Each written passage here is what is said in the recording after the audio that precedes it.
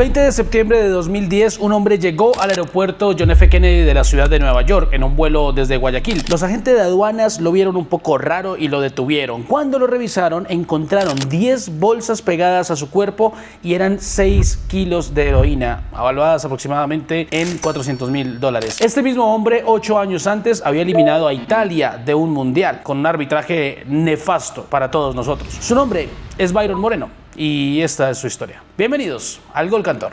Byron Moreno nació el 23 de noviembre de 1969 en Quito, Ecuador. Su padre era inspector de árbitros, uno de los hombres que evaluaba y calificaba a los referees del fútbol ecuatoriano. Un día, cuando Byron era joven, su padre fue invitado como inspector al partido inaugural de un curso de arbitraje. Y ahí, entre los aspirantes a árbitro que esperaban para presentarse, estaba su hijo. Byron se había inscrito sin decirle absolutamente a nadie de su familia. Desde el principio tenía algo que lo diferenciaba de los demás. Era un árbitro severo, inflexible, sin expresiones en la cara. Mientras otros árbitros negociaban con los jugadores o se dejaban intimidar por las tribunas, él pitaba con una frialdad que desconcertaba a todos. En el fútbol ecuatoriano le pusieron un apodo que lo definía perfectamente: el justiciero. No tardó en escalar y en 1996 comenzó a arbitrar. En pocos años ya dirigía partidos internacionales, eliminatorias, Copas Américas, partidos de la selección. La FIFA lo observaba y lo que veía pues le gustaba también. Para el Mundial de Corea y Japón 2002, Byron fue seleccionado entre los mejores árbitros del mundo. En ese momento tenía 31 años. Llevaba apenas 6 años en el arbitraje profesional y la FIFA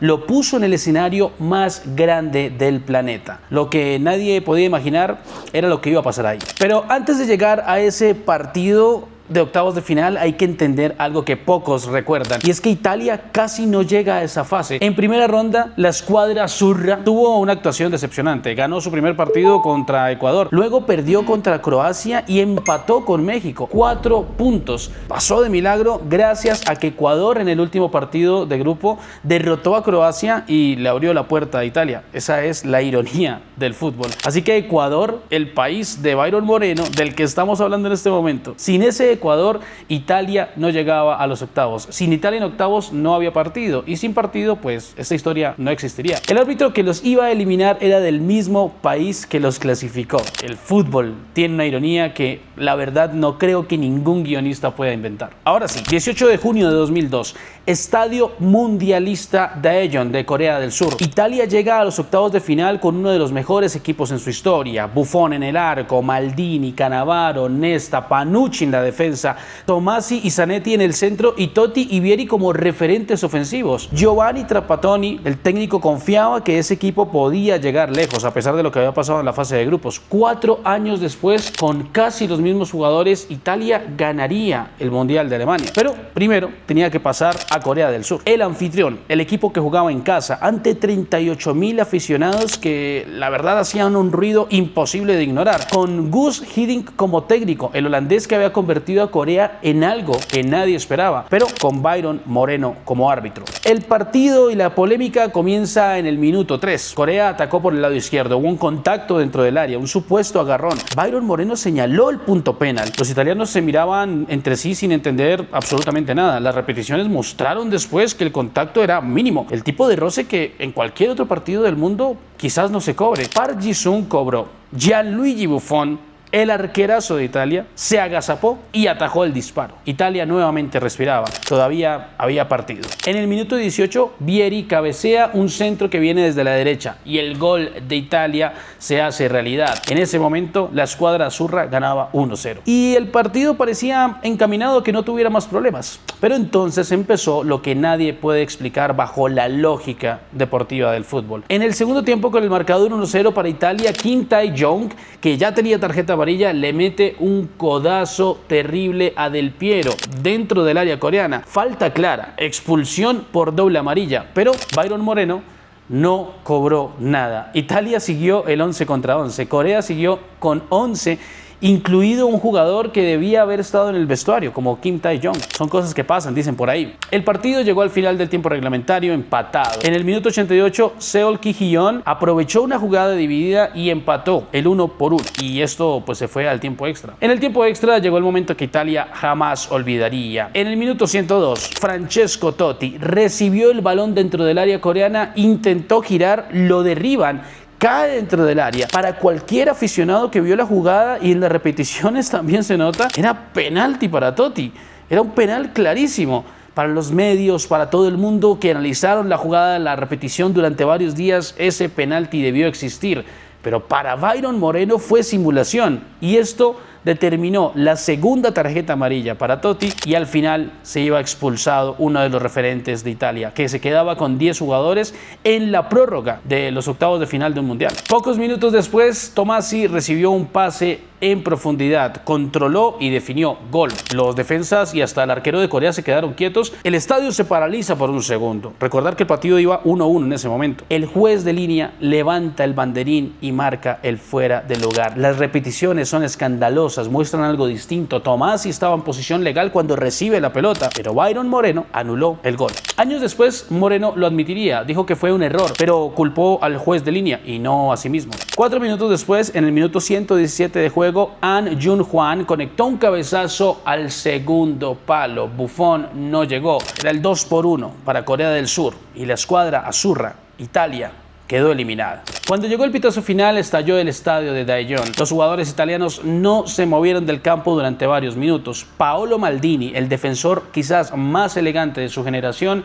el capitán histórico de la Azzurra, reveló algo que nadie sabía. Dijo esto en una entrevista posterior: sabía que sería mi última experiencia con la selección, terminarla con el árbitro Moreno. Tommasi tenía la costumbre de darle la mano al árbitro al final, pero él la rechazó. Ahí entendimos algo. Lo insultaba en español para que me entendiera, pero no me expulsaba. Ese detalle, el árbitro rechazando la mano de Tommasi al final del partido, dice más que cualquier análisis que le podamos hacer a esto. Totti habló también. Lo que sucedió en el Mundial fue algo que nunca había visto en mi carrera, dijo el italiano. Y antes de que España jugara contra Corea en cuartos, el mismo Totti les advirtió a los españoles: España tiene que estar más preocupada por el árbitro que por Corea, dijo también el referente de la Azzurra. Buffon dijo lo mismo: España debe tener mucho cuidado con el árbitro. España no les hizo caso y ya sabemos lo que pasó. Moreno, por su parte, defendió sus declaraciones años después sobre la expulsión de Totti y dijo: esa expulsión fue apegada al reglamento. A nosotros, previo al Mundial, nos dieron 3 directrices: no uso de joyería, las entradas por detrás y la simulación. Eso debíamos sancionar con mayor severidad, dijo el ecuatoriano. El árbitro, que rechazó darle la mano a Tommasi al final del partido, defendió sus decisiones hasta el final, y años después, en una entrevista, fue todavía mucho más lejos. Admitió que su arbitraje había perjudicado a Italia, pero dijo que el responsable del gol anulado había sido el juez de línea, no él. Nunca asumió la responsabilidad completa. Lo primero que pasó después del pitido final no fue una celebración, fue un despido. An Jung-hwan, autor del gol de oro, jugaba en el Perugia italiano. Su presidente, Luciano Gauchi, vio el partido por televisión y antes de que terminaran los festejos ya había tomado una decisión. Llamó a los medios italianos y dijo lo siguiente: cuando vino a jugar con nosotros no tenía para pagarse un sándwich, se volvió rico sin hacer grandes cosas y ahora en un mundial denigró al fútbol italiano. No tengo ninguna intención de pagar el salario de alguien que ha arruinado el fútbol italiano, dijo el presidente del Perugia en ese momento. A ver, que a mi modo de ver, la verdad siento que se precipitó. El jugador no creo que haya tenido la culpa, y que haya quedado despedido fue una pena. Tiempo después igual se retractó y el jugador siguió jugando en el Perugia. Ustedes saben que a mí me encanta investigar historias de las que se habla poco o de las que hay poco material, y para que lo sigamos haciendo los quiero invitar a ustedes a que se suscriban a este canal. Cada semana traemos un tema distinto, y si me quieren también proponer algunos temas para investigar, pues los leo en los comentarios. Pero dejen la sub, que estamos muy cerca de llegar a 1000, que es la primera meta.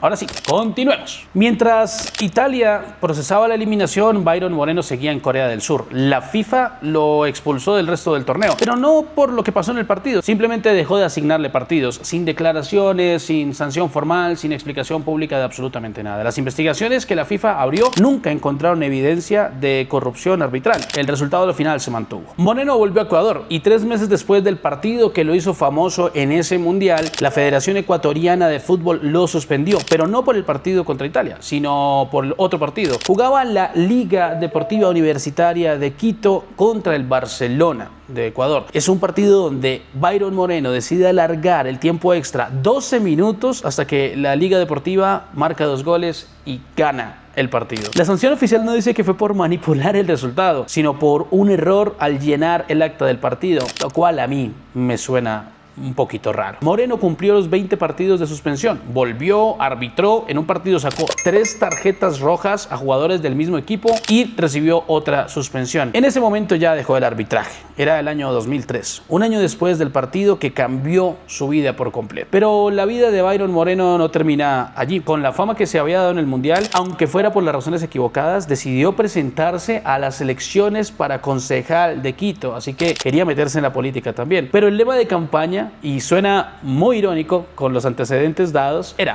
saquemos tarjeta roja a la corrupción. Al final no fue elegido. Luego viajó a Italia, sí, el país que unos años antes había eliminado en el Mundial, y participó en un reality show de la RAI llamado Estúpido Hotel, una especie de Gran Hermano VIP con figuras italianas. Byron Moreno, el árbitro que le había roto el corazón a la Azzurra, apareció en la televisión italiana. Fue uno de los primeros eliminados del programa. Regresó a Ecuador y la vida para él parecía seguir.